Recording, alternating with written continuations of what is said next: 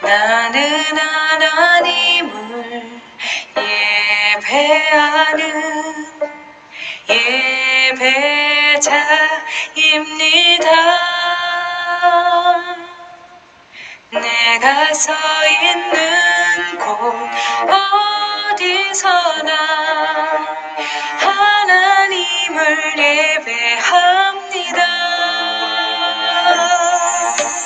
나는 하나님을 예배하는 예배자입니다. 내가 서 있는 곳 어디서나 하나님을 예배합니다.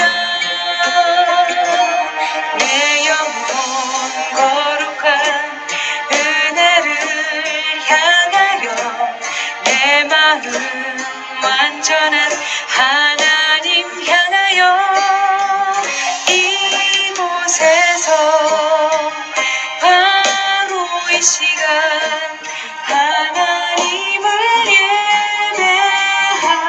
예배합니다. 다 같이 무상기도 드리심으로 주일 예배를 시작하겠습니다. 여호와를 두려워하는 너희여 그를 찬송할지어다.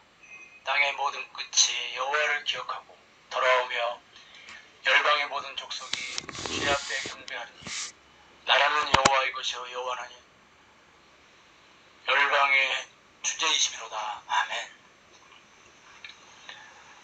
우주 만물을 섭리로 주관하시는 하나님, 거룩한 날을 구별하여 주시고 우리가 예배드릴 수 있도록 인도하여 주신 하나님의 섭리를 경배하고 찬송드립니다. 이 시간 우리들이 주님 앞에 성령의 인도를 따라 십자가를 붙들고 왔사오니 모든 죄를 사하고 정결하게 하여 주실 줄을 믿습니다. 오늘 이 예배를 통하여 변화산상의 모습이 재현되는 감격을 주시옵소서.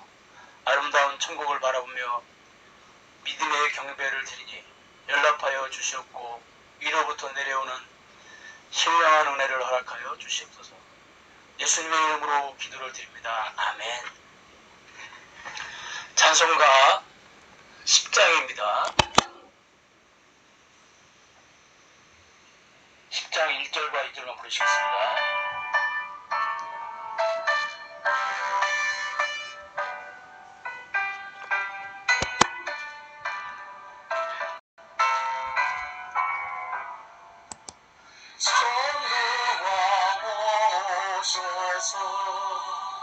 주 이름 찬송해 하옵소서.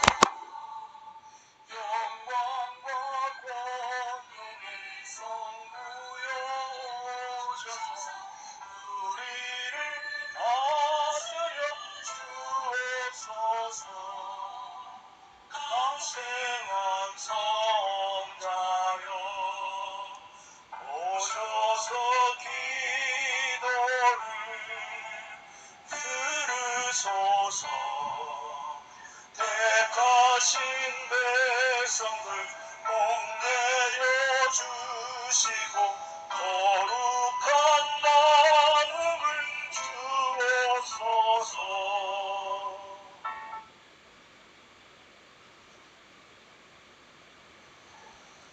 사도신경으로 신앙을 고백하시겠습니다. 전능하사 천지를 만드신 하나님 아버지를 내가 믿사오며 그의 아들 우리 주 예수 그리스도를 믿사오니 이는 성령으로 잉태하사 동정녀 마리아에게 나시고 본디오 빌라도에게 고난을 받으사 십자가에 못 박혀 죽으시고 장사한 지 사흘 만에 죽은 자 가운데서 다시 살아나시며 하늘에 오르사 전능하신 하나님 우편에 앉아 계시다가 도리로서 산자와 죽은 자를 심판하러 오시리라. 성령을 믿사오며 거룩한 공회와 성도가 서로 교통하는 것과 죄를 사해 주시는 것과 몸이 다시 사는 것과 영원히 사는 것을 믿사옵나이다. 아멘. 교동문 22번입니다. 악을 행하는 자들 때문에 불평하지 말며 불의를 행하는 자들을 시기하지 말지어다. 그들은 불과 같이 속히 배임을 당할 것이며 푸른 채소같이 수달할 것이니로다. 여호와를 의뢰하고 선을 행하라. 땅에 머무는 동안 그의 성실을 먹을거리로 삼을지어다. 또 여호와를 기뻐하라. 그가 내 마음의 소원을 내게 이루어 주시리로다. 내 길을 여호와께 맡기라. 그를 의지하면 그가 이루시고 내 의를 빛같이 나타내시며 내 공의를 정오의 빛같이 하시리로다. 여호와 앞에 잠잠하고 참고 기다리라. 자기 길이 형통하며 악한 꾀를 이루는 자 때문에 불평하지 말지어다.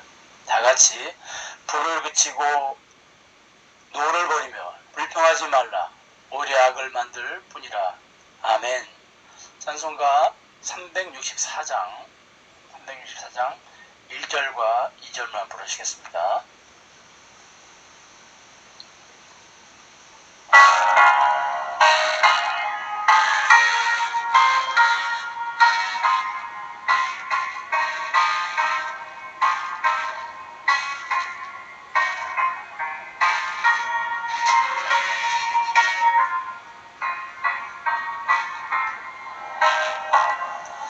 내 기도한 그 시간 그때가 가장 즐겁다. 이 세상 근심 걱정에 얽매인 나를 부르사 내 진정 소원 주 앞에 낱낱이 바로 아래요. 불행 방에 슬플 때 나 위로 맡길 하시네. 기도하는 그 시간 내게는 가장 귀하다. 저 바다 같은 세상을 끝없이 방황하면서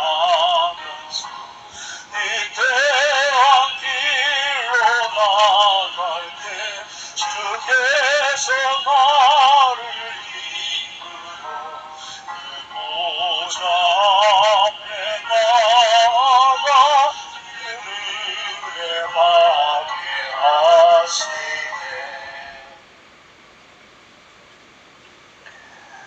다같이 기도드리시겠습니다. 나의 반석이시오 우리의 구원이신 하나님, 모든 지각에 뛰어난 하나님의 평강이 그리스도 예수 안에서 우리의 마음과 생각을 지키심을 믿고 감사와 영광을 돌립니다. 후회를 하면서도 같은 죄를 반복하는 저희의 미련함을 용서하여 주시옵소서. 우리가 세상으로 눈을 돌린 채 주님을 잊고 살 때가 너무도 많았습니다. 우리에게 구원의 주님을 찬양하며 오직 주님만이 나의 반석 되심을 고백하오니 저희를 긍휼히 여겨주시기를 간절히 원합니다. 바로 지금 회개하게 하시고 순종으로 헌신하도록 하여 주시옵소서. 넓고 쉬운 죄악의 길을 버리고 주님의 뜻을 따라 살 수 있는 저희들이 되게 하여 주시옵소서. 교만과 허위, 부정부패와 자만이 앞서는 시대 속에서 주님이 찾으시는 의로운 삶을 저희들이 살게 하여 주시옵소서. 우리 앞에 있는 여러 가지 문제들을 사람이나 세상의 어떤 것으로도 해결할 수 없음을 고백합니다. 오직 주님만을 바라보고 의지하고 더욱더 기도에 힘쓰는 일이 저희들의 삶의 중심이 되게 하여 주시옵소서.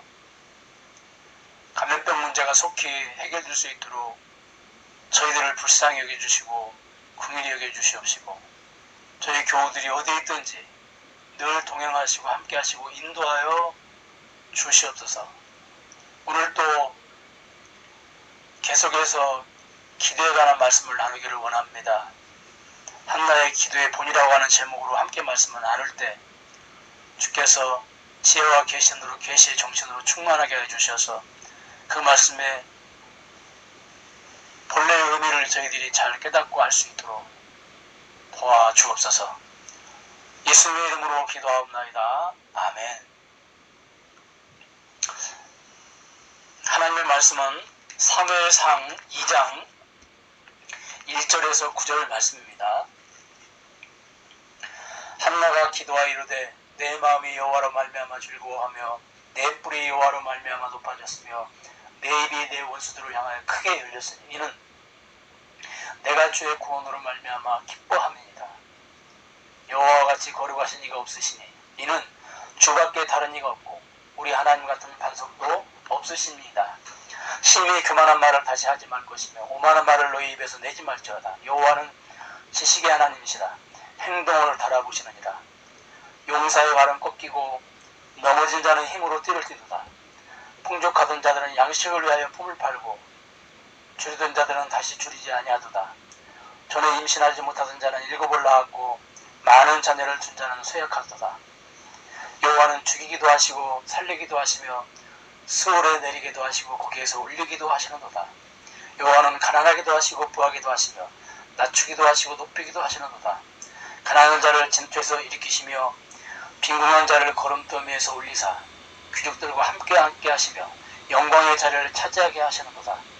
땅의 기둥들은 여호와의 것이라. 여호와께서 세계를 그것들 위에 세우셨도다. 그가 그의 거룩한 자들의 발을 지키실 것이요 악인들을 흑암 중에서 잠잠하게 하시니 힘으로는 이길 사람이 없으리로다. 여호와를 대적하는 자는 산산이 깨어질 것이다. 하늘에서 우레로 그들을 치시리로다. 여호와께서 땅끝까지 심판을 내리시고 자기 왕에게 힘을 주시며 자기의 기름 부음을 받은 자의 뿔을 높이시리로다 하니라. 아멘. 한나의 기도의 본래의 의미라고 하는 주제를 가지고 말씀을 나누는 시간을 갖도록 하겠습니다.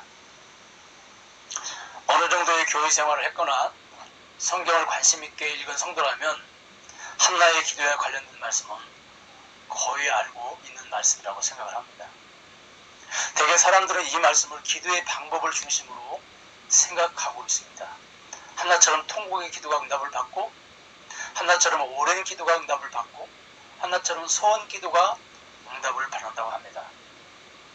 만약 한나의 기도가 1장만 있고 2장에서의 기도가 없으면 그런 말들에 어느 정도 공감을 우리가 할 수가 있습니다. 그러나 한나의 기도는 1장만 있는 것이 아니라 2장에도 있습니다. 그래서 2장 1절 처음에 한나가 기도하여 이르되 이렇게 시작을 하고 있습니다. 만약 한나의 기도의 응답에만 초점이 있다면 한나의 기도는 1장에서 끝이 나야 합니다. 그런데 본문은 1장에서 끝이 나지 않고 2장으로 넘어갑니다. 그리고 1장의 기도보다 2장의 기도가 더 길고 분량도 훨씬 더 많습니다. 그러므로 본문은 1장에 기록된 한나의 개인 기도의 응답에 초점을 맞춘 것이 아닙니다. 한나의 2장의 기도를 보면 기도의 초점이 한나 개인이나 그 아들 사무엘에게 맞춰져 있지 않음을 우리가 금방 알 수가 있습니다. 오늘 우리가 읽은 2장 본문을 우리가 보면 이 본문에서 반복해서 나오는 단어가 여호와 하나님, 하나님이 여호와, 주 이런 단어들이 반복해서 나오는데 자그마치 10번이나 반복해서 기록이 되어 있습니다. 한나의 기도는 하나님을 찬양하는 내용과 그 하나님이 누구시고 그 하나님의 미래에 어떤 일들을 하실 것이라는 내용들로만 가득 차 있습니다. 그렇다면 한나의 기도를 통해서 우리에게 주시는 중심 메시지는 무엇일까요? 우리가 1절을 보면 내 마음이 여호와를 인하여 즐거워하며 내 뿔이 여호와를 인하여 높아졌으며 내 입이 내 원수들을 향하여 크게 열렸으니 이는 내가 주의 구원을 인하여 기뻐함이다 라고 한나가 기도하고 있습니다. 하나님께서는 고난이라는 초점장을 한나에게 보내셔서 하나님 앞에 초청을 하십니다. 그리고 응답을 통하여 하나님이 누구신지 알게 하십니다. 그 결과 한나는 응답의 초점을 아들에게 두지 않습니다. 만약 한나가 응답의 시점을 아들에게 두었다면 응답을 받은 다음에도 계속 아들에 관한 기도를 했을 것입니다. 하나님이 이 아들을 주셨으니 양육비를 책임져 주시고 좋은 학교 가게 하시고 좋은 직원 만나게 해주시고 이렇게 기도했을 것입니다. 그런데 한나는 2장의 기도에서 아들에 대한 이야기는 한마디도 없습니다. 응답을 주신 하나님 때문에 즐겁고 응답을 주신 하나님 때문에 기쁘다고 고백하고 있습니다. 그리고 하나님은 미래에 이런저런 일들을 하시는 분이라고 기도하고 있습니다. 한나의 감사와 기쁨은 기도 응답의 열매가 아니라 기도를 응답해 주시고 선물을 주시는 좋으신 하나님의 존재 자체에 감사와 기쁨을 두고 있다고 하는 사실입니다. 그리고 한나의 기도는 2장에서 1장과는 비교할 수 없이 아주 긴 기도를 합니다. 응답받기 전보다 응답받은 후에 더 긴 기도가 시작이 됩니다. 여러분, 한나처럼 기도 응답을 받은 후에 응답받기 전보다 더 긴 기도를 해보셨나요? 저도 못 해봤습니다. 솔직히 기도 제목이 많아도 기도 못하는 연약함이 우리에게 있습니다. 그렇죠? 그런데 응답받은 후에 기도라니, 그것도 긴 기도라니 너무 낯설고 어색합니다. 저도 요즘 기도에 관한 말씀을 여러 주일 여러분들과 나누면서 제 기도 생활을 돌아보고 반성을 하고 회개를 하고 있습니다. 여러분, 한나의 기도는 우리에게 어떤 도전을 줍니까? 응답받은 다음에 기도가 끝나는 것이 아니라 오히려 응답받은 후에 본격적인 기도, 기도다운 기도가 시작이 된다는 도전을 우리에게 줍니다. 한나의 기도는 응답받기 전보다 응답받은 후에 더 긴 기도를 하나님 앞에 드립니다. 여러분, 한나는 응답받기 전보다 왜 응답받은 후에 더 많은 기도를 했을까요? 하나님이 우리에게 기도 제목을 주시고 응답을 주시거나 안 주시는 참 목적이 어디 있습니까? 하나님이 우리를 구원하시는 목적, 하나님이 하나님의 나라를 건설하시고 우리에게 주시는 목적과 일치합니다. 여러분, 하나님께서 우리를 구원해 주시고 하나님 나라를 우리에게 주시는 목적이 무엇입니까? 다른 게 아니죠. 임마누엘입니다. 하나님께서 우리와 함께 하시되 영원히 함께 하시기 위함입니다. 마찬가지로 하나님께서 우리에게 기도 제목을 주시거나 응답을 주시거나 안 주시는 목적도 우리와 함께 있고 싶으셔서 그렇습니다. 여러분, 아담의 후손들은 아담 부부에게 어떤 유전자를 물려받았습니까? 아담 부부가 범죄하고 맨 처음에 취한 행동은 하나님을 떠나 숨는 것입니다. 아담의 후손들은 누구에게나 하나님을 멀리하고 밀어내는 유전자가 있습니다. 이때부터 하나님과 사람들의 숨바꼭질이 시작이 됩니다. 우리와 함께 하시기 위해서 열심히 쫓아다니시는 하나님과 그 하나님을 피해 도망다니는 숨바꼭질은 주님 재림하실 때까지 끝나지 않을 것입니다. 주님이 재림하시면 그 숨바꼭질도 완전히 막을 내립니다. 주님이 재림하시면 이제 반대로 우리가 하나님을 줄기차게 쫓아다닐 것입니다. 하지만 주님이 재림하시기 전에도 할 수만 있으면 아담의 유전자를 가진 우리와 함께 있고 싶어 하십니다. 하나님께서는. 여러분, 그런 의미에서 우리에게 왜 기도 제목을 주시는 줄 아십니까? 하나님이 숨어있는 우리를 찾아내셔서 하나님 곁으로 불러들이시기 위해서입니다.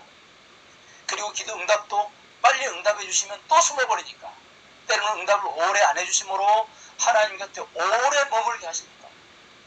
한나는 하나님께 아들을 드렸더니 하나님은 놀랍게도 아들을 받으시고 대신 한나에게 무엇을 선물로 주셨습니까? 누구를 도대체 선물로 주셨습니까? 하나님은 아들을 받으시고 대신 하나님 자신을 선물로 주셨습니다. 그래서 이제 아들이 드려졌기 때문에 한나는 아들과는 함께 있을 수가 없습니다. 그런데 선물로 받은 그 대신 한나는 선물로 받은 하나님과 함께하는 시간을 많이 가지게 됩니다. 그런데 하나님 곁에 오래 머무는 동안 그분과 교제하고 사귀게 되면서 그분과 친밀해집니다. 그래서 그분을 사랑하게 되고 그분을 사모하게 되고 그 결과 그분에게서 무엇을 구해서 얻는 기쁨보다 그분과 함께 있는 그것 자체가 한나에게는 기쁨이고 즐거움이고 행복함이 되었던 것입니다. 그러다 보니까 할 수만 있으면 그분과 더 오래 함께 있고 싶어지게 되는 것이고 그 결과 자연스럽게 한나의 기도가 길어질 수밖에 없는 것입니다. 그러다 보니 내 마음이 여호와로 인하여 즐거워하며 이런 고백이 자연스럽게 한나에 대해서 흘러나오게 되는 것입니다. 여러분, 내 마음이 여호와로 인하여 즐거워하며 이 한나의 기도하는 얼굴 표정을 한번 상상해 보시기 바랍니다. 그 얼굴에 기쁨과 즐거움과 그리고 행복감이 가득 차 있지 않겠습니까? 모세가 산에서 하나님을 만나 교제하고 내려오니 그 얼굴에서 찬란한 광채가 나서 수건으로 얼굴을 가리게 되었습니다. 한나의 얼굴 모습도 모세의 얼굴과 비슷한 모습이지 않겠습니까? 여러분, 사람들이 그 모습을 보고 얼마나 하나님께 영광을 돌리고 얼마나 기도하고 싶어졌을까요? 저는 어려서 기도할 때 절대 눈을 뜨고 기도했습니다. 저를 가르친 선생님이 얼마나 열심히 가르치셨는지 기도 시간에 눈 뜨고 기도하면 지옥 간다고 그렇게 가르치셨습니다. 참 너무 열심히 지나치신 것이었죠. 그래서 어린 마음에 지옥 안 가려고 절대 기도 시간에 눈을 뜨고 기도해 본 적이 없는 것 같습니다. 그러다 보니까 주변 사람들이 기도하는 모습을 보지 못했습니다. 그런데 목사가 되어서 기도를 인도하다가 보니까 어떤 때는 눈을 뜨고 기도할 때가 있습니다. 그런데 놀라운 사실은 기도하는 분들의 모습을 보면 이를 악물고 얼굴을 잔뜩 찌푸리고 또 어떤 분들은 주먹을 쥐고 어떤 분들은 그 주먹으로 또는 손바닥을 의자를 사정없이 내려칩니다. 쥐어쥐어 하면서 막 의자를 사정없이 내려칠 때 딱딱딱 소리가 나고 마치 장작 패는 소리가 의자에서 나는 겁니다.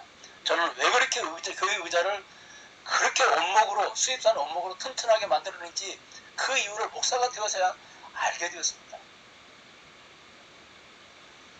그런데 막 그때는 애들이 엄마 무서워하면서 엄마 뒤로 숨고 참 6.25 때 난리도 아니었습니다.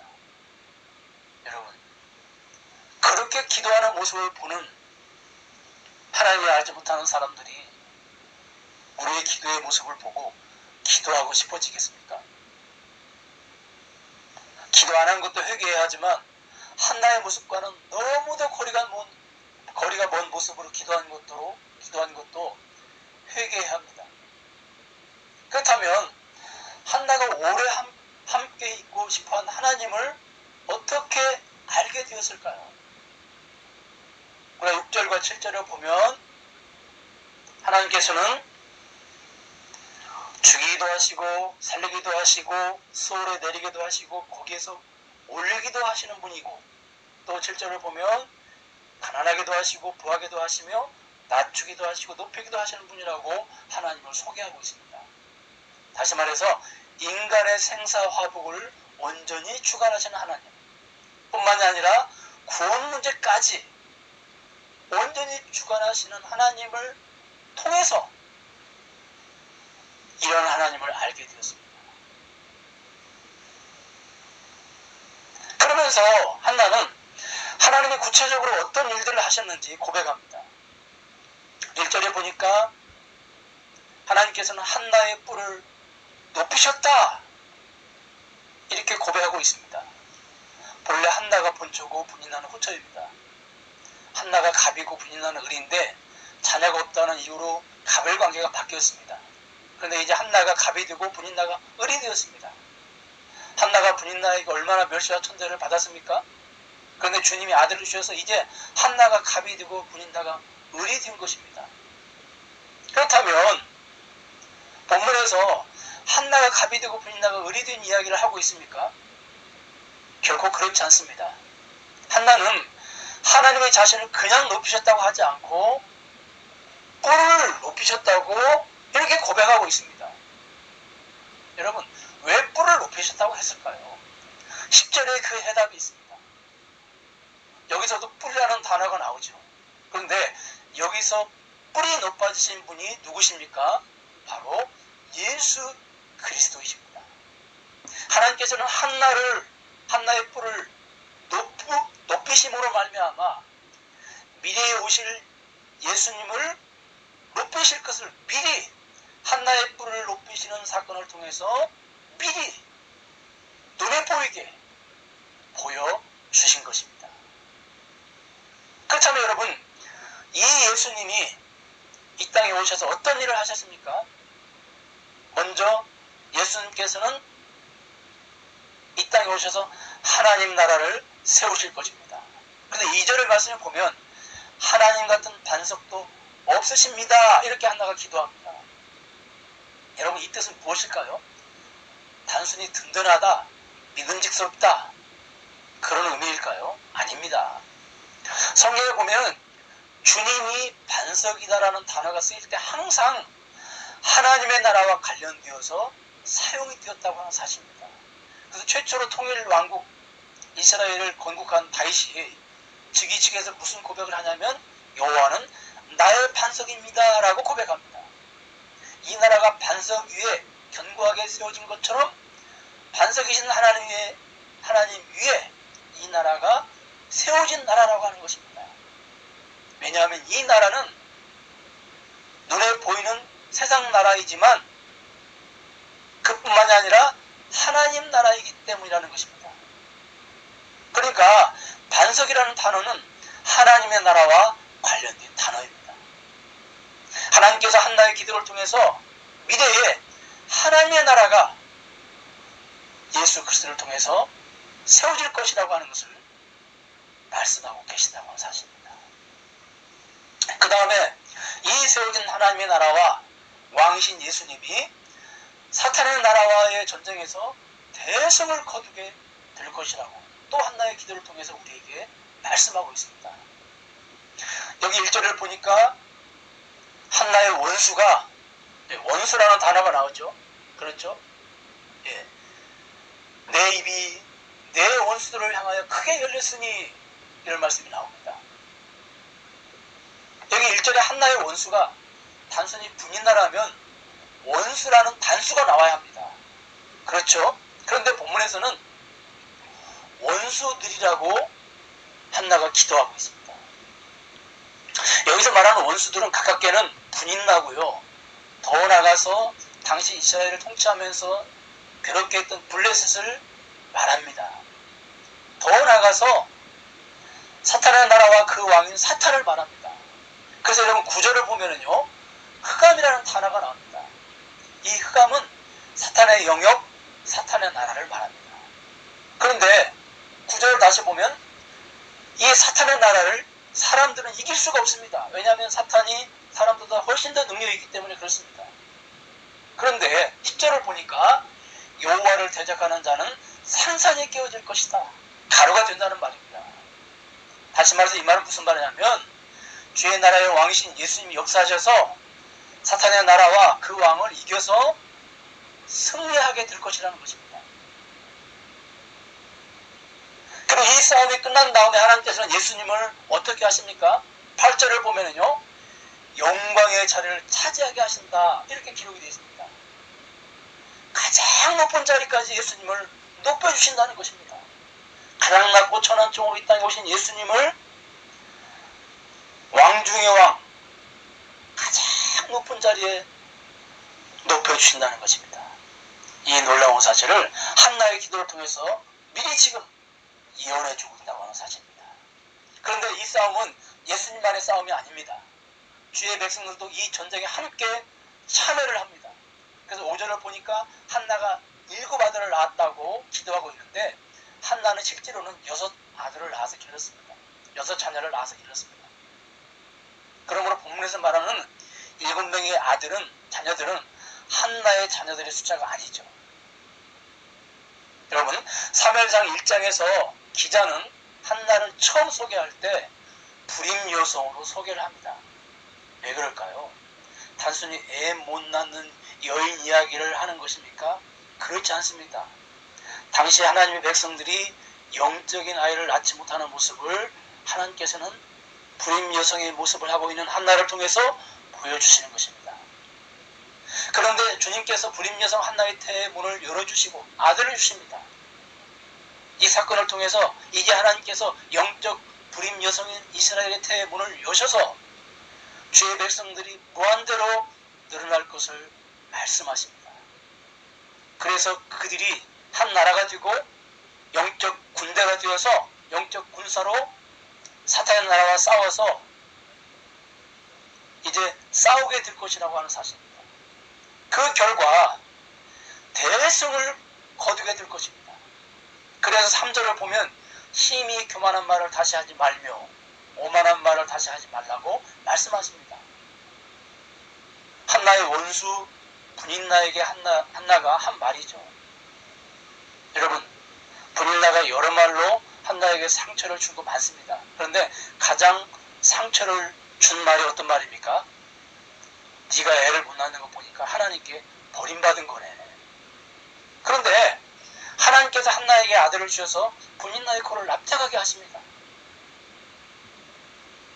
그런데 더 나아가서 이런 분인나의 말들은 사탄이 하나님의 자녀들에게 쏟아내는 말들입니다. 그렇게 믿어서 구원받겠니? 그걸 믿음이라고 해? 내가 집사야? 지나가는 소가 없겠다. 그 순간 1절에 내 입이 원수들을 향하여 크게 열렸으니 그래 나 많이 부족하다.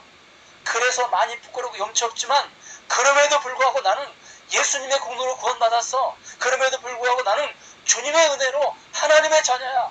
그럼에도 불구하고 나는 여전히 주님의 능력으로 하나님께 쓰임받고 있고 앞으로 더 크게 쓰임받을 수 있어. 그러니 이제는 그 입 다물라. 원수를 향하여 크게 입이 열려집니다. 이렇게 영적 전쟁에서 승리한 주의 백성들은 어떻게 됩니까? 이렇게 영적 전쟁에서 승리한 주의 백성들을 주님께서는 어떻게 하십니까?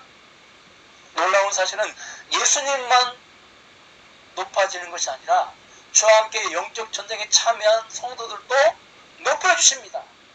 어느 정도 높여주십니까? 8절을 보니까 땅의 모든 기둥들은 이렇게 기록이 되어 있는데 여기 땅의 모든 기둥들은 세상 나라를 말합니다. 세상 나라들을 말합니다. 그런데 여호와께서 세계를 그것들 위에 세우셨다라고 한나가 기도하고 있는데 여기 세계는 하나님의 나라를 말합니다. 하나님 나라 백성들을 말합니다. 그러니까 세상의 모든 나라들 위에 주의 나라를 높이 올리신다는 말입니다.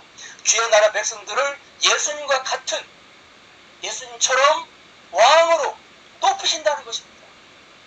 그리고 왕의 자리에 앉으시는데 어디에 앉으시냐면 황송하고 죄송하게도 예수님과 같은 영광의 자리에 앉게 하신다고 하는 겁니다. 그래서 에베소서 2장 6절에 보니까 바울은 우리를 예수님과 함께 일으키고 함께 하늘에 앉히신다라고 고백을 하고 있습니다. 얼마나 여러분 놀랍습니까? 이러한 놀라운 일들이 어떻게 해서 가능합니까? 6절과 7절 하나님이 오직 생사화복의 주권자이시기 때문에 그렇습니다. 여러분, 우리가 본문을 같이 나누면서 느꼈지만 오늘 본문은 단순히 한나와 한나의 가문이 복받은 정도의 이야기를 하고 있는 것이 아니라고 하는 것을 우리가 알 수 있습니다. 주님은 한나와 사무엘의 이야기를 통해서 진정 다른 말씀을 하시고 싶어 하십니다. 그렇다면 무슨 말씀을 하시고 싶어 하십니까? 한나의 기도를 통해서 먼저 하나님의 나라와 그 나라의 왕이신 아들에 관한 말씀을 하시고 싶어 하시는 것입니다. 그 아들이 장차 올 것이고 그 아들이 장차 오셔서 나라를 세우시고 왕이 되실 것이라고 하는 것을 하나님께서는 한나의 입을 빌려서 말씀하고 싶어 하시는 것입니다. 그런데 여러분, 미래에 세워질 그 나라와 그 아들을 미리 보여주는 사람들이 누굽니까? 한나 당시의 이스라엘 백성들이었습니다. 무엇으로 보여줍니까? 주신 말씀을 통해서 보여줍니다. 하지만 그 시대는 어떤 시대였습니까? 그 시대는 사사기 17장 6절에 보니까 사람들이 말씀 대신 자기 생각에 옳은 대로 살았다라고 기록이 되어 있습니다. 사람들이 자기 생각에 옳은 대로 살았다는 말은 한나 시대에는 장차 오실 하나님의 아들 예수님을 미리 보여줄 아들들이 없었다는 것입니다. 그래서 하나님께서 아들이 없어 고통당하는 한나의 모습을 통해서 아들이 없어서 고통당하시는 하나님의 모습을 보여주신 것입니다. 한나가 성전에 기도할 때 하나님은 이것을 한나로 하여금 깨닫게 하십니다. 아들이 없어 고통당하는 한나처럼 하나님께서도 장차 이 땅에 오실 아들을 미리 보여주는 아들들이 없어서 고통하고 있다고. 그래서 하나님의 아들의 부재로 인해서 고통하는 하나님을 보면서 한나는 이렇게 외치고 있는 것입니다. 하나님, 제게 아들을 주십시오. 하나님, 제게 아들들을 주십시오. 그리고 그 아들들로 하나님의 아들들을 삼으세요. 여러분, 가슴이 먹먹하지 않습니까? 하나님, 제게 아들들을 주십시오. 제게 아들을 주십시오. 그리고 그 아들로 하나님의 아들을 삼으세요. 하고 나는 하나님께 그 아들을 드린 것입니다.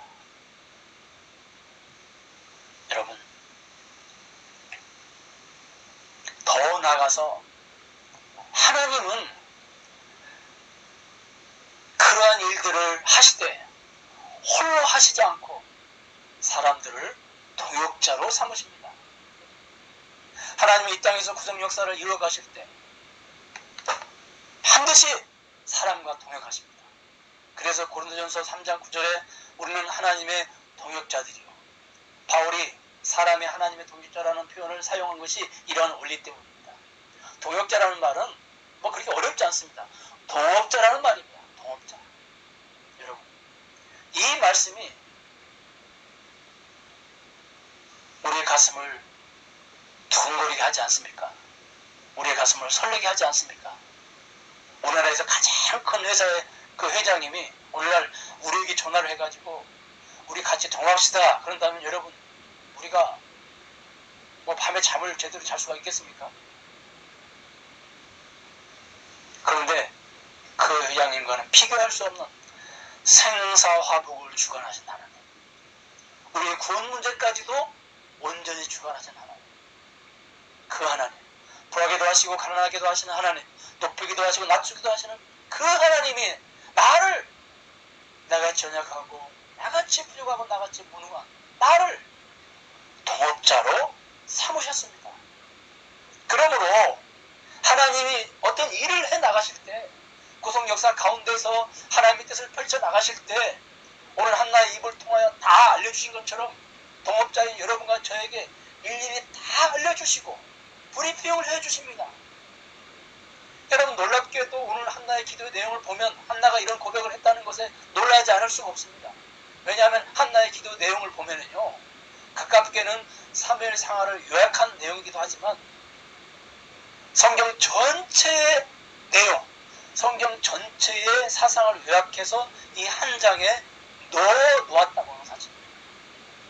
여러분, 여기서 우리는 무엇을 할 수가 있습니까? 이것이 한나가 연구하고 묵상해서 가능한 것이겠습니까? 아닙니다. 그렇다면 어떻게 이게 가능합니까? 하나님께서 한나에게 다 오픈해 주셨기 때문에 그렇습니다. 다 알려주셨기 때문에 그렇습니다. 이렇게 하나님께서는 동업자인 여러분과 저에게도 모든 것들을 다 알려주십니다. 말씀을 통해서 모든 것들을 다 오픈해 주십니다. 이렇게 하나님께서 알려주시면 사람들이 깨닫고, 아, 하나님 알겠습니다.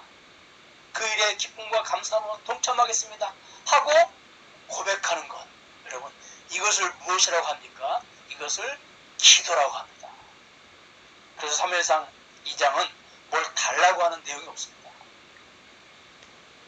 다 찬양이고 감사고 고백입니다. 여러분 이게 이방 종교의 기도와 기독교의 기도의 차이입니다. 그래서 원문에 보면은요, 기도가 카라라고 하는 히브리 원문의 단어인데요, 이 뜻은 뭘 구하다, 빌다, 그런 뜻이 아니고요, 하나님과 같은 눈을 가지다, 하나님과 같은 방향을 보고 고개를 끄덕이고 고백하다 하는 그런 뜻이 있습니다. 그게 기도입니다.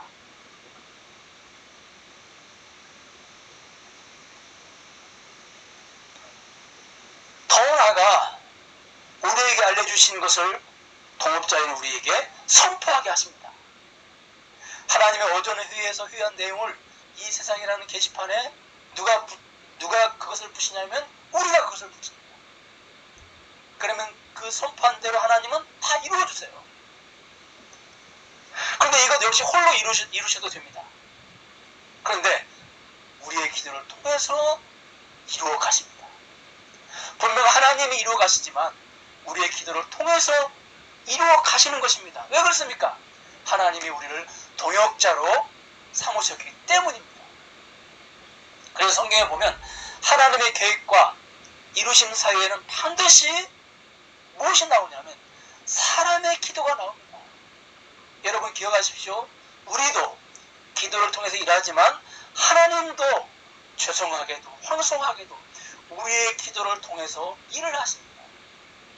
그런데 하나님은 숨어 계시기 때문에 겉으로 보기에는 사람의 기도를 통해서 무엇이 이루어지는 것처럼 그렇게 보이는 것입니다. 여러분 다시 한번 잊지 마시고 묵상하시기 바랍니다. 우리의 기도는 기도에서 아들 하나 존재하는 정도가 아닙니다. 구속사에서 하나님의 동역자로서 하나님의 뜻을 이루는 일에 동참하는 일입니다. 놀랍게도 하나님께서는 여러분과 저의 기도를 통해서 온 세상을 구원하시려는 구속사에서 하나님의 뜻을 성취해가는 도구로 사용하십니다. 얼마 전에 어떤 배우가 상을 받고 박수를 받으면서 저는 별로 한 게 없습니다. 다 차려진 밥상에 숟가락 하나 놓은 것입니다. 라고 했습니다. 여러분, 하나님께서 다 차려놓으신 밥상에 숟가락 하나 놓는 것이 기도입니다. 저는 잘했다고 박수를 받게 하십니다. 그러므로 우리는 하나님의 구속사 안에서 기도하는 것이고 하나님의 구속사 가운데에 응답이 되는 것입니다. 그래서 주님은 너희는 먼저 그의 나라와 그의 의를 구하라. 그리하면 이 모든 것을 너에게 더하시라고 말씀하신 것입니다.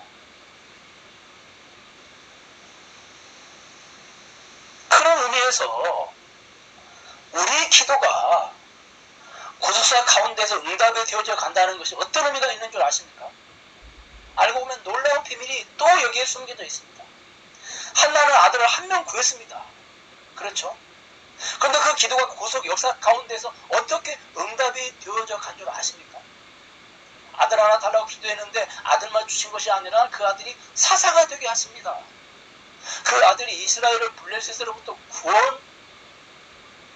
그 아들을 통해서 이스라엘을 블레셋으로부터 구원하게 하시고 그 아들이 사울과 다윗 왕을 세우게 하십니다. 더 나아가서 다윗의 나라를 통해서 예수님이 이 땅에 오시게 됩니다. 또 예수님을 통해서 성령님이 오시게 됩니다. 그리고 오늘 여러분과 제가 예수를 믿고 이 자리에 앉아 예배를 드리게 되었습니다.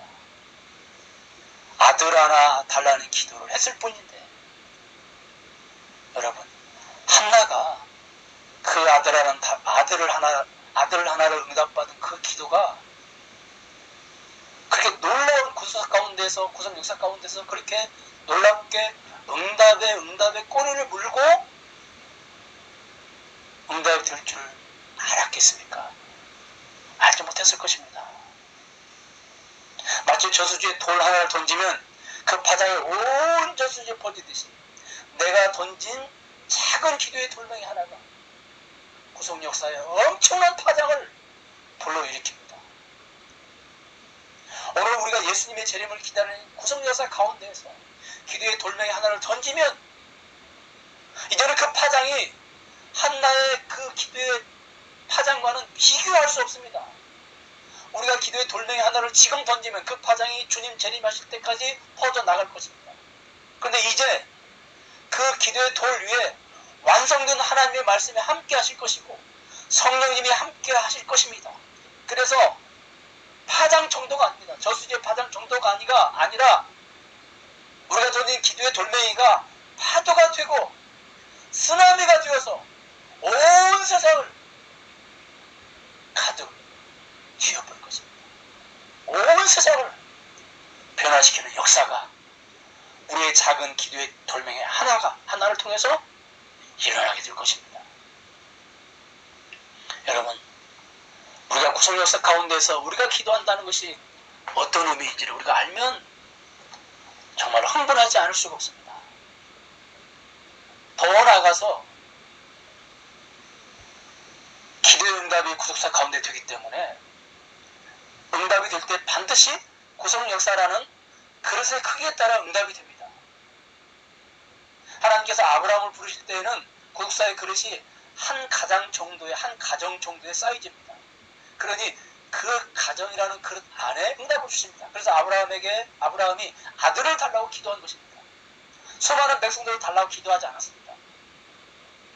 이게 조금 더 커져서 마을 단위가 되면 또 그 그릇의 크기에 맞게 기도를 하고 응답이 되고, 더 나아가 이게 이제 한 나라가 되면 그 나라라는 그릇에 맞게 기도를 하고 또 응답이 되는 것입니다. 주님은 분명 왕을 세울 계획을 가지고 계셨습니다. 한 나라가 이 땅에 보이는 형태로 세워지려면 일단 땅이 있어야 하고 백성이 있어야 하고 법이 있어야 하고 왕이 있어야 합니다. 그래서 가나안 땅도 주시고 율법도 주시고 백성도 많게 해주신 것입니다. 그리고 왕도 주셔야 하는데 아직은 왕을 담을 그릇이 이스라엘 공동체 가운데 덜 만들어진 것입니다. 그래서 안 주신 것인데 우리도 왕이 있어야 하겠다고 때를 쓰면서 달라고 하니까 근심하시면서 주시는 것입니다. 그래서 나중에 그 왕이 얼마나 백성들을 괴롭게 합니까? 주님은 백성들을 그렇게 하는 왕을 통해서 가장 좋은 기도 응답은 구속 역사의 그릇에 꼭 맞는 응답이라고 하는 것을 깨닫게 하십니다. 그렇다면 여러분, 오늘 우리의 그릇은 구속 역사에서 그 크기가 얼마나 클까요? 오늘 한나가 예언한 예언의 말씀들이 완성된 시대에 살고 있습니다. 예수님이 오셨을 뿐만 아니라 성령님이 오신 시대에 살고 있습니다. 더 나아가 예수님이 승천하시고 언제 재림하실지 모르는 시대에 살고 있습니다. 그런 의미에서 하나님 나라의 크기도 어느 한 나라에 제한되어 있지 않습니다. 온 세상이 하나님 나라이고 온 우주가 하나님의 나라입니다. 그래서 주님도 누가복음 17장 2절에서 하나님 나라는 여기 있다 저기 있다 할 것이 아니요 너희 마음속에 있느니라 이렇게 말씀하셨습니다. 이제 하나님의 나라가 내 안에 있습니다. 베드로전서 2장 9절에 보니까 너희는 거룩한 나라로, 이제는 내가 그리고 우리가 거룩한 나라입니다. 그렇다면 그 나라의 왕은 어디에 있습니까? 그 나라의 제사장, 그 나라의 선지자는 어디에 있습니까? 베드로전서 2장 9절에 보니까 너희는 왕이요 제사장이요 거룩한 나라요 아름다운 덕을 선전하는 선지자요. 이제 내가 그 나라요, 이제 내가 그 나라의 왕이요, 이제 내가 그 나라의 제사장이요, 이제 내가 그 나라의 선지자입니다. 여러분, 오늘 놀랍게도 구속 역사의 그릇이 완성된 시대에 살고 있습니다. 이러한 시대에 기도에 관련해서 우리는 두 가지를 생각할 수 있습니다. 이미 우리의 모든 기도가 이제는 응답이 되었습니다. 그래서 바울의 기도를 보면 뭘 구하는 기도를 하라고 하지 않고 이미 주신 것을 깨닫게 해달라고, 알게 해달라고, 그렇게 기도하라고 우리에게 기도를 가르쳐주고 있지 않습니까? 동시에 우리의 기도는 더 이상 제한이 없습니다.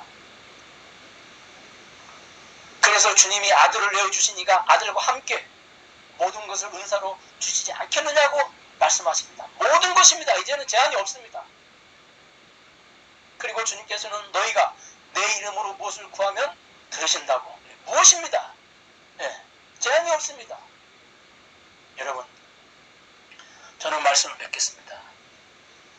우리가 지금 이런 시대에 살고 있습니다. 그러므로 우리의 기도의 수준을 시대에 맞게 높여야겠습니다. 한나처럼 아들 하나 없는 것 때문에 괴로워서 기도할 수 있지만 거기에 머물지 않고 더 높고 더 깊고 풍성한 기도를 드려야 되겠습니다.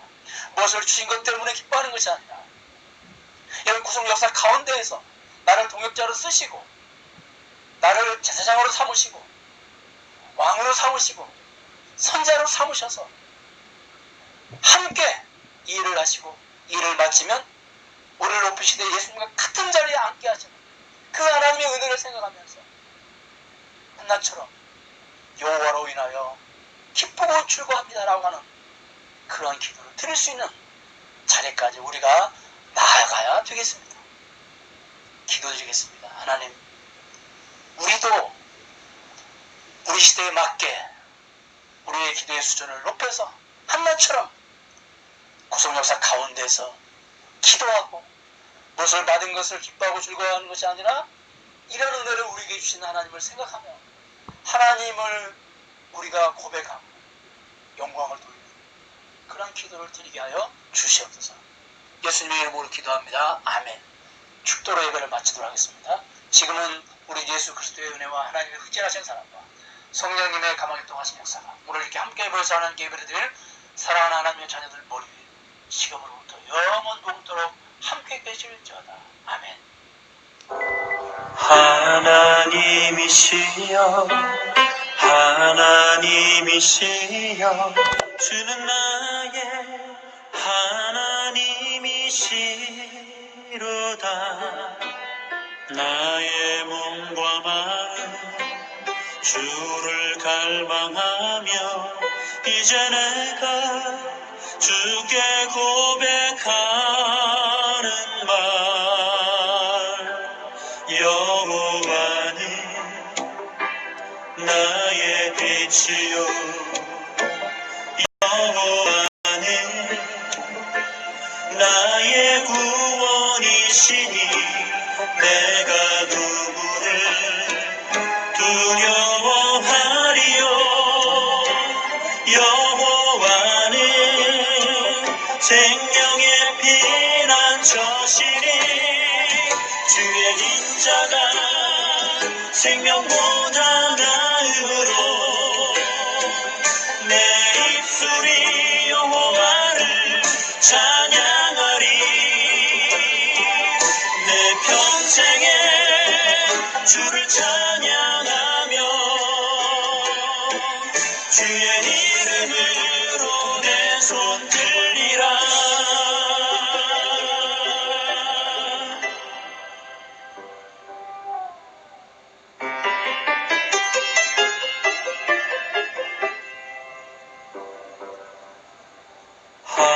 하나님이시여 하나님이시여 주는 나의 하나님이시로다. 나의 몸과 마음 주를 갈망하며 이제 내가 주께 고백하는 말 여호와는 나의 빛이요 여호와는 나의 구원이시니 내가 누구를 두려워하리요. 여호와는 생명의 피난처시니 주의 인자가 생명보다 나음으로 내 입술이 여호와를 찬양하리. 내 평생에 주를 찬양